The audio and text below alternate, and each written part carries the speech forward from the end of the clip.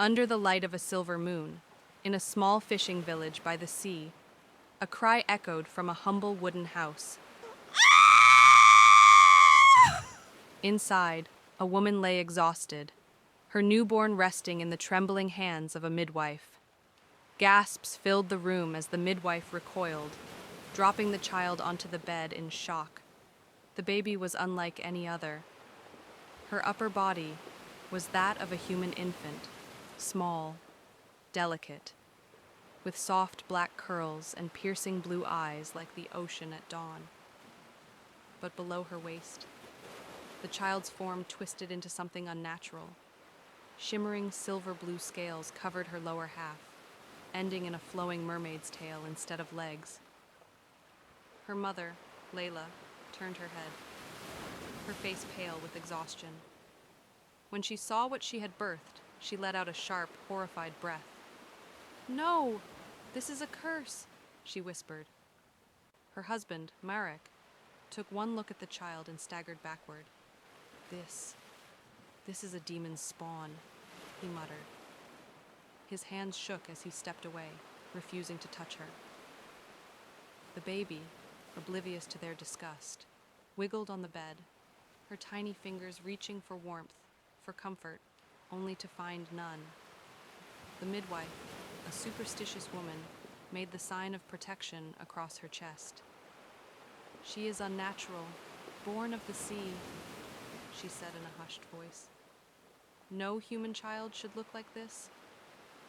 That night, under the veil of darkness, Marek took the infant to the shoreline. The tide was low, the waves lapping gently at his feet.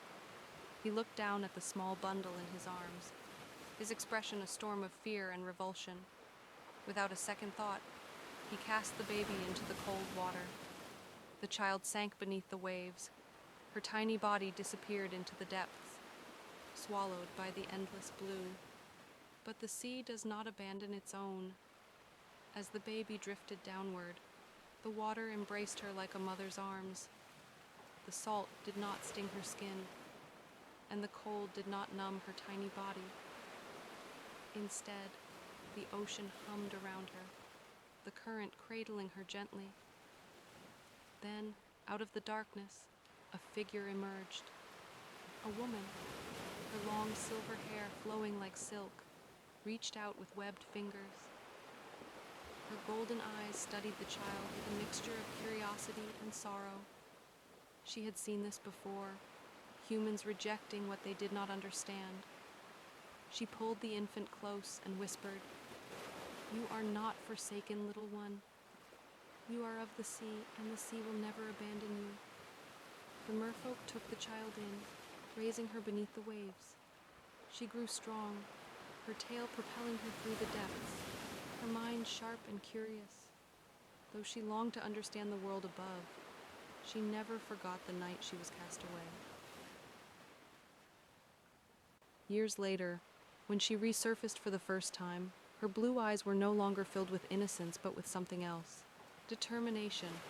The village would remember her, and this time, it would be they who feared her.